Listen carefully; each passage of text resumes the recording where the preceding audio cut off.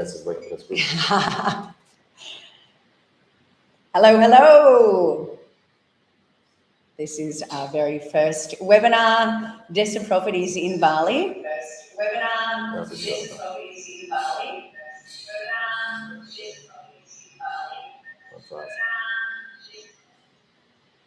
We don't want to hear that.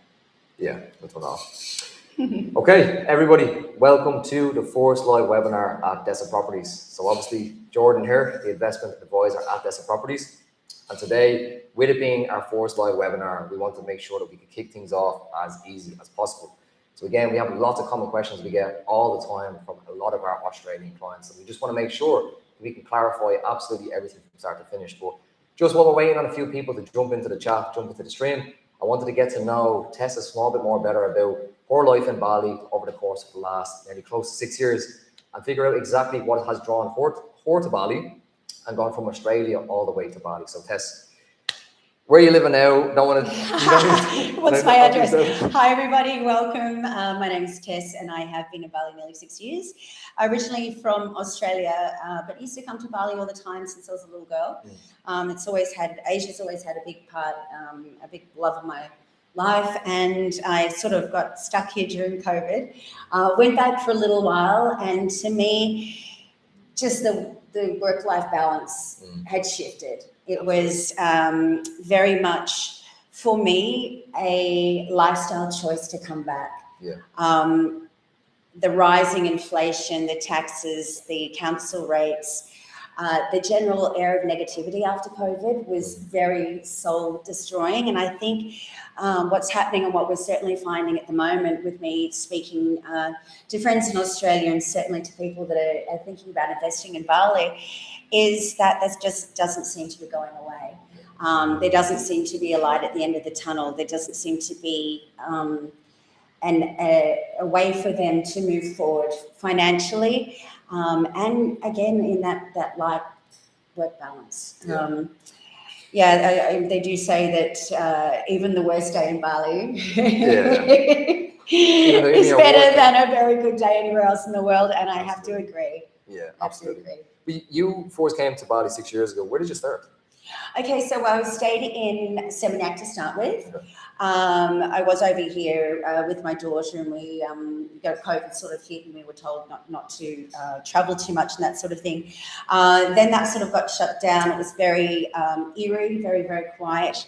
And then I started exploring around Canggu, Puranan, Sese, Kudungu. Fell in love with Sese Mungu area at that stage. It was all beautiful rice fields, and I saw the potential there. It was just a beautiful vibe. And then after that, I moved to Kudungu, and I have been able to watch the growth that is happening in that area, which is insane. It's not necessarily the tourism growth that you see in the more southern part of Bali, but it's more like lifestyle choices. As I said, the people that are here, the life coaches that have moved over here, the families that have moved over here, the schools that are available here, people making that change. I think they just want more. Yeah, I think so. I think obviously as well for myself, like I moved here a year and a half ago, and I first dropped in originally in Canggu. And I was in Canggu for 2 weeks, but we'd obviously traveled, went from Thailand, Vietnam, done all these other types of spots. But then when we dropped into Canggu, I was there for 2 weeks. I wasn't really fond of Canggu. I don't know what it was. Again, Canggu was great for a lot of people, it suits a lot of people. And then I kind of went to the Karabakan area. And once I was there, met the locals. I think the biggest thing for me that's kept me in Bali as long as it has is I didn't understand the culture integration that they have. I think on social media we see a lot about the boulets and the foreigners, and I see a lot of comments as well. People are like, I don't know if I move to Bali, will I integrate or will they accept me? And I think it was the complete opposite for me. I think a lot of times we see a little video on social media and we think that's going to be our experience. Yeah. And then when I moved to Karabakan, met a few friends, have great Indonesian friends, even some I would even nearly consider my second family. And I just think that I don't see myself going back. So yeah, I think Bali offers A lot, and it is very much what you make of it. The culture, obviously, the people are amazing. The island is beautiful. There's parts of Bali that a lot of people haven't gotten to know yet and explored yet. And I've been very fortunate in the 6 years that I've been here to go pretty much all over the map. And I'm just, there's so much opportunity here, and I think that's what we are here to speak about. The investment opportunities in Bali that Desa Properties come across, and that's where you come. Absolutely. So obviously as well, just to break it down for people, the reason why we wanted to come and make this live webinar here today is because over the course of the last few weeks and months, we've actually had a lot of people contact ourselves, and primarily based in Australia, and they want to make that move. They really, really want to make that move, but they're just very unsure about the do's, the don'ts, and kind of the all in betweens. The reason why I think Tess coming today is going to be a huge representation for any Australian that is listening is because obviously with her own experiences, she can probably, you know, bring to the table something that will be outside of the box for me, and maybe from, you know, having her own perspective of things. I think it's going to answer a lot of questions that our viewers are probably having at the exact same time. So feel free to get straight into it. Yeah, and please drop us any questions that you have. We are live, so we can see your questions coming up. But I have got quite a few here that people have been dropping to me over the last couple of weeks since we announced that we were doing the live webinar. And I think also just with the conversations that I've had with friends that are in Australia and have always sort of looked at me being over here in the last 6 years, and they've sort of wondered, you know, what life would be like, not just living here, moving here like I did, but perhaps being able to come over here in a hybrid way, like maybe getting an investment and coming over here a couple of weeks a year or even more. Then, of course, you've got the other opportunities where people might want to retire over here. We're getting more and more digital nomads, remote workers, and FIFO. Lots of them. They're obviously making good money. And they work, a lot of friends that I have, they work maybe 6 weeks on, 2 weeks off. Some even work 2 weeks on, 2 weeks off.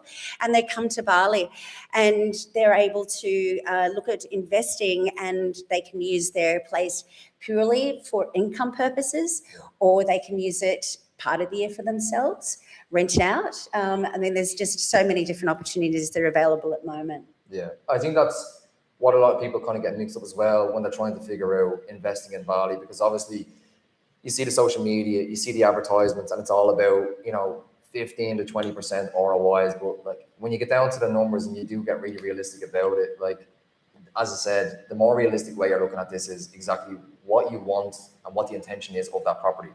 I think Australia back a few years ago was primarily investment purposes, and now what we're seeing at the moment is families wanting to come here now, and that hybrid investment model becoming way more popular than originally just 2 weeks of the year you'd go to Bali and then you'd just spend the rest of it just trying to, you know, generate that rental income. But I think that's why it's so important for us to have this talk here today, is to break down the hybrid investing, how it works, why people are choosing that, and why it might just be the next go-to for a lot of Australians that are not super bullish about moving here permanently, but might want to stay here for a short amount of time. Exactly. Yeah. Now, if my calculations are correct, it should be about 7 or 8 o'clock, depending on what time zone you're in Australia. So we're going to get into having a little bit of a question and answer session. So hopefully it's after work drink times. Grab yourself a vino or a beer, and we'll be joining you later to do that. And feel free to jump in at any stage when we are discussing all these points, because I think it's just an easy conversation to have if it's crossed your mind about investing at all in Bali, or you know, enlarging your portfolio. You might not even want to move to Bali. It might be something that you're just looking at parking your money for short term, not necessarily wanting the long leases. We have those options as well, and we'll certainly discuss those. Excuse me, because I'm a little bit older, I do have to put my glasses on. I'll take it on. All right, well, let's start with the most asked questions that we've received in from people that are looking at investing here in Bali. First of all, can foreigners actually own property in Bali? Because this is a very confusing topic, and I think we need to sort that one out right from the get-go. Yeah, absolutely. So when you think of it as an overall, people will say yes, and some people say no. The technical answer, the real answer behind it is it's no. And the reason for that is because you have the leasehold. And what the leasehold is, the standard leasehold, it's around 25 to 30 years. But now, as time has gone on, obviously prices have changed and people are wondering why. It's because a lot of the properties that we work with, we are very selective with the developments that we do work with. So the developments that we are now working with, a lot of these properties actually have renewable leases. So the 25-30 standard, you might be able to get 25 years plus the 25 years on top of that. But again, the only way you can actually own it, you would have to be an Indonesian citizen. Right. Yeah. Now, some people do other ways. We'll leave that for another webinar. It's a bit complicated. I was about to say it sort of gets into the whole area of having to set up an Indonesian company, a PTPMA, or being married to a local. There's certainly just different ways that people have been able to do it. But I think just to touch on, if people are looking at doing an investment where they're looking to make income in a shorter amount of time, to have a leasehold of 25 to 30 years is actually incredible. Yeah. I mean, I know that I've heard people in Australia that maybe haven't learnt the education behind it as saying that that's basically them just paying rent in advance. It's so wrong to even consider that, because you make your investment back within, in a lot of stages within, 4 to 5 years or less. But the way a lot of people, I think they get it mixed up, is a lot of people are really against the leasehold. So they'd say, I don't want to do the leasehold. Why wouldn't I just rent? Because some properties in certain, like once you have the location, the quality and everything else, like back behind it, with having that management and having a good actual service behind that, some properties are making it back in 10 years, less than 10 years. And also the other part is people say, what if I just rent it for the year and then I rent it off to someone else? That's going to get you out of Bali quicker than you think, because we get caught doing these types of things. Again, people think developing country or developing island, as they say, that you'll get away with it. And that's what we've seen over the last few months. We've seen people with the Bali stories about their villas and stuff like that. It's not, it's just legality is clamping down now, and you have to be compliant, just like every other place that, you have property in. So I think that's where people are getting a small bit confused. But if you are that type of person, I really would consider leasehold, do it in your personal name and actually look into it a bit more. But if you're super serious, and as you said, if you have the portfolio and you have the budgets for it, then maybe you can, take that extra route, that extra bit of education to find what's best for you. And what would you advise as, say you're one of the first time investors, not necessarily looking at coming over to Bali for personal use? Would off the plan sales be something that you would steer them to, as opposed to an existing property like a villa where you do have all the upkeep and staff and that sort of thing? I think it really dies down to the real genuine honest answer is, it is your risk tolerance. What is your risk tolerance currently at? Anyone knows that the reason why we're so selective with developments is because it is these types of cheap projects that you find, and they're like, oh, it's going at this price, and people call us and they say, oh, well, I'm not going to go with you guys because I've seen a much cheaper project down the road. But it's them cheaper projects that you pay twice for, and then unfortunately it either doesn't get developed or else some other loophole came around that you didn't know about, and unfortunately there probably wasn't a lot of legalities behind it. So yes, the answer of it is, if you buy an off plan, that's why we want to be with a selective amount of developers, because they've track records, they've quality assurance. Our partners are Australian constructors, so they go out and they survey and they say, well, if it's not up to our standard, we don't want it. So that's the reason why, yes, fair enough, we're a bit picky. We're very picky with who we do, but again, at the end of the day, that's what creates long-term trust, and that's all our mission is just make sure if you're being sold something, you're sold a good quality. That's the end story. I think it's the old adage is something looks too good to be true. It obviously absolutely is. Yeah. And that all comes down to also finding out the zoning, and as you said, the doing your due diligence on the developer, on the construction, on the areas also. I think it's individual on where you would like to look at. You mentioned Canggu before, and you said maybe it wasn't so much for you. Yeah, exactly. That probably could be because there's so many tourists that go there. It's known as more, there's a lot of restaurants, sort of partying, that sort of stuff. But for a short-term investor, perfect. Perfect, because that means that their property is continuously getting rented out, which means income. We have seen, well, I've certainly seen, you've been here long enough, that Bali continues to grow with tourism. In fact, it has been voted consistently the most desirable place to visit on lists like we just were talking about, the Billionaires Club. I mean, the fact that that was on there was really exciting. And Destination Reader's Choice Awards. I think tourists equals rent equals income. So again, you know, if you're looking at doing something that's going to bring you more return, you're still looking at places like Seminyak, Canggu, Peredanan. If you're looking maybe for places that are going to have a longer, maybe a not so fast yield on your money, but land banking, looking at where the growth is going, where people are moving, where the schools are being erected, that sort of stuff, where you're looking at Sese and Kudungu and places like that. I mean, you just have to follow where the people, the long-term expats are going. You just have to follow where they're going. And I mean, my goodness, I had opportunities to buy land during COVID. And I think I was telling you today, it's gone 7 to 8 times per RA than it was 3.5 years ago. Which is quite rare, but it's amazing because of the high growth. And I think that's the thing as well that like I'd love to like really dive in on. It's more for a point of, a lot of people would say the statement of we've overdevelopment in Bali, but I'd also again go against that point and say yes, we might have overdevelopment in some people's eyes, but we also have a scarcity of great projects. That's what I think it is, you know. And I think the other point that I look at is that that's why when we are looking at a project, we do get selective with it. We do need to understand as well, what is the long play, what's the short play. Someone who wants to do a long play, then maybe they want to go into the outskirts. Like for instance, we were speaking to a client there last week, and she was telling us that when she had bought something 4 years later, it's now worth 3 or 4 times the amount of money. So it is that thing you need to understand as an investor, that you need to understand what your goals are, what your objective is, and what you would like to see by the end result. Because if you don't know them types of things, unfortunately, again, you're probably just going to fall into that pit of not knowing what you're doing, why you're doing it. And the last thing we want you to do is to make a lot of money. I mean, and this is where a company like Desa Properties comes into it, because you have the connections. And this is what I've been really impressed about, is that you've made the connections in like your legals, your visas, everything. You work with people who tell you what they need, what they're thinking.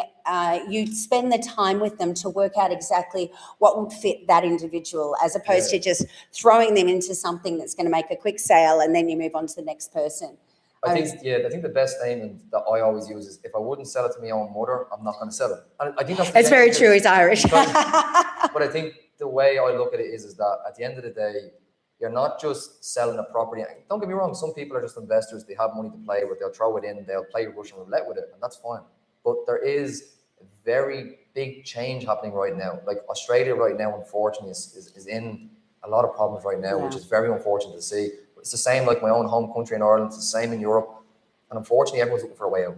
And thankfully, I can say that we're the grateful, we're the blessed ones that we came over here, we started our life, we took the risk, you know. But we also want to be that bridge as well, that, again, sometimes we get stick for it, that we go off to developments and we are that kind of stubborn people, like, what's the quality like? And you're banging walls and stuff, and people are looking at us with 10 heads, being like, you know, get these guys out. Well, you know, if we're going to present that project, we're going to give that project potentially to somebody as a new family home, then it shouldn't fall over next week, you know. Like, you need to understand the logic behind it, you know. Well, the one thing that I've noticed also is we live in the tropics, right?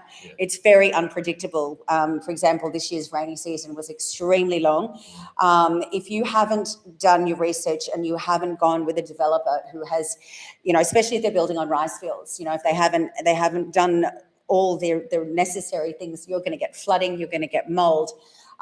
You're going to have to repaint, you know, every 6 months. I mean, there's a lot of upkeep that perhaps investors don't understand. But once again, that's something that Desa is really, really good at, that they can guide people through from, I mean, no question is a silly question. That's there is no bad question. But again, at the same time as well, as you always need to look at it, is that some property owners are not going to disclose fully everything. And I think you're talking now about secondhand properties here, not off the plan or brand new structures, because obviously they comply with what we would put them in. Exactly, yeah. But when you're talking about secondhand properties, definitely you go in, don't you? Because you do need that. You need that person. You nearly kind of need. I think they call that your intermediate. You need someone on the field that can see everything day to day, and can pull the owner aside and say, just tell me what's wrong, because if there is anything wrong with this, we're not. It's almost like quality control, right? It's and I think the worst part about it is that if you have any bad projects coming through, unfortunately, we don't want to hear it. No. And the reason for that is because we're on the phones, we're speaking to these people, and some of the nicest people you'll ever meet, they come over, you spend your time with them.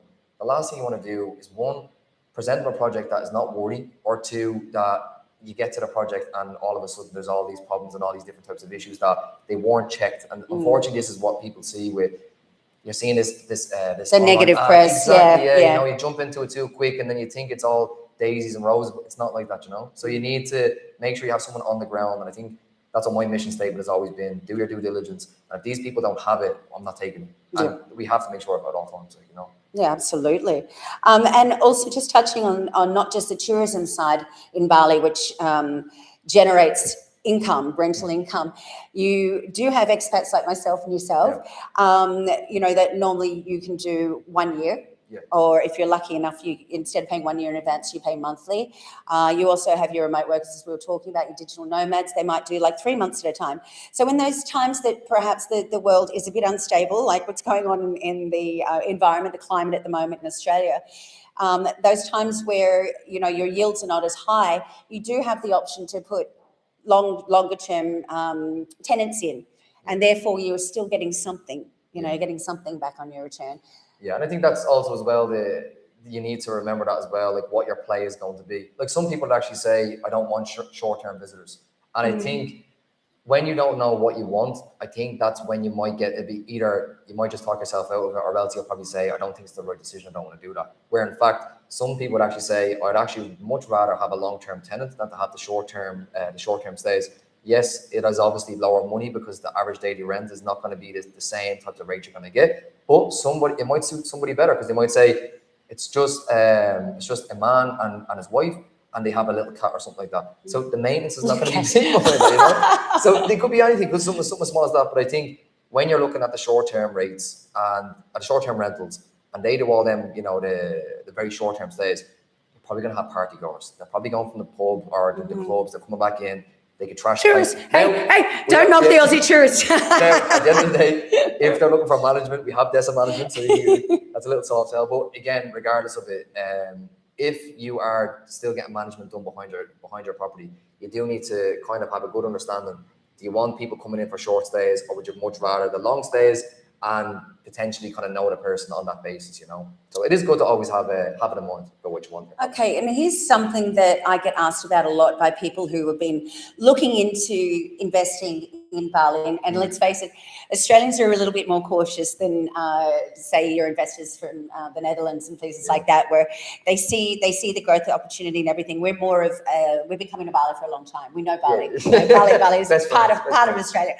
It's taking a little bit longer these days to make a decision due to what the climate and everything that's happening in Australia. I hear it almost on a daily basis when I talk to people, or I'm reading what's going on. Let's talk about zoning, because I know that there also have been some negative stories in Australia, particularly about the Indonesian government coming in and finding places like there was a place in Bingen, very popular with Australians, that was taken over and knocked down because the zoning wasn't correct. So what is the difference? What's a pink zone? What's a yellow zone? What's a green zone? Can you walk us through that, like in layman's terms? So just to kind of give a bit of a conclusion of, in a long story made short, about what's actually happening and what we're probably seeing as well is, unfortunately, a lot of people are building and they might buy the land and potentially it's in green, which is agriculture, which is, you're not meant to build on it. It's completely a no-go zone. But unfortunately, again, people are running off of old traditional values of, or maybe if we build a certain amount, I know a person who can do this and a person that might be able to sort that out. And by the time the building is fully completed, or it's halfway completed, unfortunately, it has to be scrapped because the zoning just in case you can hear that, that's a Bali dog. We have them everywhere. We have one in the office downstairs. So it's not something random. But yeah, just to kind of clear that up, basically the three main zones you probably always hear of is the pink, the yellow, and the green zone. So the pink is the tourism zone. This is usually what you're always going to hear. This is usually where the Airbnbs are all kind of being focused and fixated on. Then you have the yellow or around. So just to slow you down. Yeah. Sorry, he's Irish, so we'll just. So the pink. So the green is you don't want to touch, and the pink zone is So for tourism, so if people wanted to, rent it out, as you said, on platforms like Airbnb and that sort of thing, or a management company, if that's okay. Yellow zone. Yellow zone.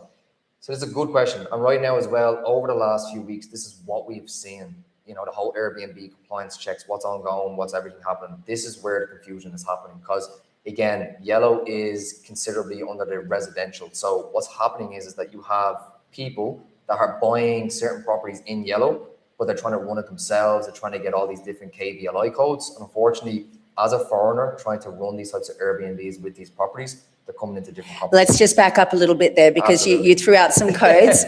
I'm just here with the Aussies going, let's just slowly. Okay, so in the yellow zone, so that's primarily for people, say, if I wanted to buy some land, buy a family home and live in it. And exactly, what people are doing is they're buying and then they're wanting to put a management group on a rent it out to short-term. The short-term rentals. To tourists, to short-term rentals, and that's a no-go. And they haven't gotten approvals or they haven't had any sort of confirmation that it is possible. Okay. Because again, in certain circumstances, it may potentially be possible, but again, you have to get full clarity on these types of things. You probably see it. You have people on ChatGPT doing the searches, send them onto those. Well, I checked this and I checked that. Yeah. The best thing is have somebody on ground, have them check it for you. Don't just go off the top of your brain because some sales guy said, well, if you buy it now at this discounted rate, we'll get that sorted for you. You can't run off and buy a word of mouth. It doesn't work that way. And again, this is where Desa Properties excel because they're doing their due diligence for you on every piece of land, every villa, any off-plan development. You check and you recheck. You have a legal department. There is a thing here called a notary, a notaris, which is basically the Balinese, Indonesian legality, so they can go through and they look and they check to make sure that doesn't happen to anybody else. And that's also a really good point that you brought up. A lot of people get confused with notaries, and unfortunately, I did hear a bit of an upset story there. It was about 2 weeks ago. I met an Australian guy, and funny enough as well, he was Australian, and he said that he's been coming to Bali for the last 20 years. Went out, said he was going to buy a villa, but he said he's going to buy the land and build a villa on it. Okay. And the problem that actually happened was that the friend who would refer them to it was a local Balinese person. And again, best friends, but it didn't mean to go in that certain way. And what actually happened was they used a notary that was just a good friend. Oh, was it certified? And they didn't do an amazing job. Yeah. So unfortunately now the villa is built on Greenland. So now, unfortunately, the call was made to me, hey Jordan, I have this property, would anybody be interested in it? And as soon as I said, interested in selling it for him? No. They said they were like, it's green land. And I said, I'm sorry, but I'm going to have to leave the call at that because, again, at the end of the day, it's the same common points. Can you expand a little bit on, because I do know that it's not just Desa Properties which is selling, you've also got Desa Management. Yes. And you also are working with architects, construction. Can you expand a little bit on more of the umbrella of which Absolutely. So your company is? When you look as an overall, we have 3 companies that we currently operate under. This is Desa Properties. So this is when we actually have our own listings, but we also help other developers, as said, a selective amount to actually list our projects on behalf of ourselves. So we can actually do that. In the event that someone doesn't want, because again, not everyone's going to love what you make. And it can be niche market. Some people could love what you do and some people don't like what you do. So we did want to make sure we have our developers and we're able to actually list their products too. The second company we have is Amara Estate. So that's actually our development. Say that slowly. Amara Estate. Amara Estate. And that would actually be our development company. Okay. So that is where all of our newest projects, they're all launched and they're all our own projects. Fabulous. And then the third company we have is Desa Management. So Desa Management is actually quite simple and straightforward. It's simply just a management company. Okay. So if you have your property and you would like your property to be managed by somebody else, we wanted to make sure that we could help people straight away. So as soon as you buy the property, if you want to flip in 24 hours, you want the management straight in there straight away, you just go to Desa. Because a lot of these properties, especially off plan, by the time they come to fruition, it's turnkey, it's ready. You open it up, everything's there from cutlery to sheets to light bulbs, everything is there, ready to go. Obviously, people can flip properties before that. Yeah. A lot of people do that, and that's one of the reasons, I guess, that whole leasehold argument is null and void because, that doesn't really pertain to them. But perhaps to the next seller it does, and they still have 23 years or whatever it might be. So that's wonderful. So that people are able to come to you and get everything from putting the deposit down to going all the way through to the project's completion, and then Desa management can take over. Exactly. And they sit back and just, fantastic. And that's it. And I think the best part about it as well is that because we have that system, if they wanted to take a property today, they could have it managed by tomorrow or have it managed the exact same day, because it's a very straight linear process, you know, where unfortunately what happens sometimes is you would have an agency and they actually sell you the property, and then you say, do you have a management company? And then it's, oh, let me just refer you to someone. So there can potentially be a communication delay, especially for someone who's looking to just get it up and running, have the money, let's get straight into it. They just want to sit back and just let it happen. Okay. Here's a question for you, because I know in Australia, obviously, there's finance, there are opportunities to use super, that sort of thing. I know here a lot of the investors, because the entry level is so low compared to Australian properties. I mean, I think you can get in at something like, $75,000 US into a fully furnished 1-bedroom apartment ready to go, right? In Australia, that's unheard of. I mean, absolutely unheard of. So talk about if someone was looking at doing an investment, they have that money sitting in the bank, or they at least have half of it to put a deposit down. Are there finance options in Bali for them, or do they need to get financing in Australia? Like, what sort of things have you seen come through that might be the difference between someone who's watching right now saying, hey, I can do this? Yeah, it's a really, really good question, to be honest, because I think that's what the massive friction of it is. But it looks too good to be true, so maybe it is. So to answer your question, what's great about it is why we are getting very selective with the developers is that obviously quality control, and you have all them other types of things. They're mandatories. The other part is the payment plans behind it. Some projects are coming through to us, and some will have 4-year payment plans. 4 years? 4 years, yeah. So like you put down you basically deposit maybe 50 to 60% of the money, and then you could have potentially a 4-year mortgage. So if you were talking about, say, a 150,000 US, so if we're talking about an Australian dollars, say conservatively, 200,000 for a 1-bedroom loft villa, fully furnished, ready to go, they can get 4-year finance with 50 or 60% down, and then pay that over the 4 years, and yet still have the opportunity that they could flip that and make money on it. I think that, and I think obviously as well, when people look at it that way, I think that's where people are saying it is too good to be true. Yeah, and it makes sense. Like I understand as well. Like even in my own home country, when I'm looking at certain properties, like I think I'd already discussed as well on social media, just very, very lightly. Our Instagram accounts are down in the description in case you want to check us out. But I was kind of having this small discussion that I am at an age right now where unfortunately, by the rules of the world, I might not get to see my Irish mortgage. So maybe I probably have to look and say to myself, well, I've taken risks, I've taken challenges, they've worked. I live here. What's stopping me from having my next journey to actually start here? Because when I add up the numbers and everything else, I'm seeing how much my clients are making back off of their properties.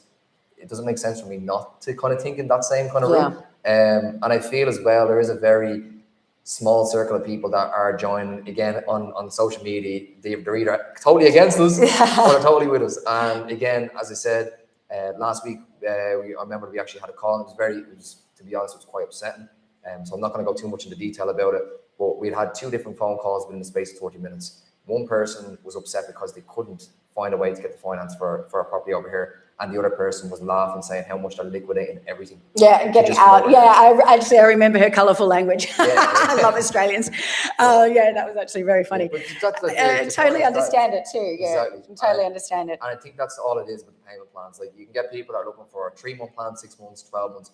And thankfully, we're able to get a developer in with a 4-year. Yeah, and it's quite normal actually for a development where they go in stages. So you put the deposit, and then at this stage in the construction, you pay a little bit more. At this stage, a bit more, and then at completion, right? Exactly. That's the normal structure that I've seen over the time that I've been living here. But we do notice. I have noticed even from having conversations with you and the guys at the office that more and more opportunities for longer term are coming, but these are people that are also developers that have been here for a long time.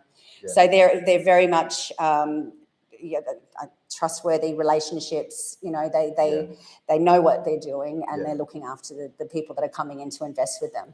Yeah, and I think the biggest thing is when people hear this 4-year mortgage, like what's going on there? How is that even possible? Well, I mean, just to interrupt you, compared to Australia, where you're looking at years and years and years and years and years. I mean, you're working just to survive at the moment. A lot of these people, you know, it's 4 years is actually sounds amazing. Again, to any other project now, when I first heard about it, I was kind of still saying to myself, I was like, I've never heard this before. But again, thankfully, we done the due diligence. We checked out the project and everything added up. I think the best part about that was it was certified by the Indonesian banks as well, that they agreed that they will do it too.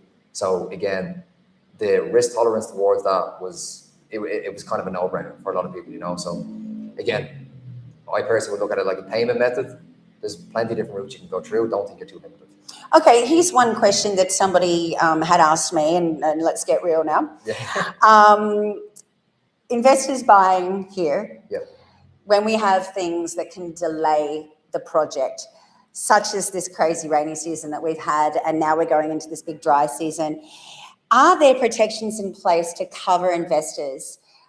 Is there a way to put something in the contract where if they're supposed to have been completed in, say, mid-2027 and then it's looking to be the end of 2027, are there those sort of protections here for our investors? There is. So the one thing as well that we always say, we have this saying in Bali where they say it's going to be completed in 6, always add 3 months onto it. That's very true. Because again, at the same time as well, we live in the tropics. Yeah. And also as well, anyone that lives in Bali or is choosing to permanently live in Bali, they'll understand it is a slow island. Like, things do move at slow rates, but again, it does not take away what you are owed as an investor. Correct. So the best thing as well that you can always do is check with whoever you are speaking to. If you're speaking to myself and you're looking at trying to get a property, you can find certain developments that will have a contract agreement that if they delay or if they're past their agreement, there will be penalties on their end and they'll have to compensate for you. Fantastic. Yeah, it's available. Wow. No, okay, we like those developers. Exactly, that's almost like a risk-free thing. And like the other thing that you were saying, other than living in the tropics, is that we are in a multicultural country, and there's a lot of religious holidays. There's a lot of, I mean, you know, there's so many holidays. Yeah, there's a lot of holidays. So it's a big holiday. You know, you're going to keep in mind that you know, there might be construction teams that have a couple of weeks off for this or this and that.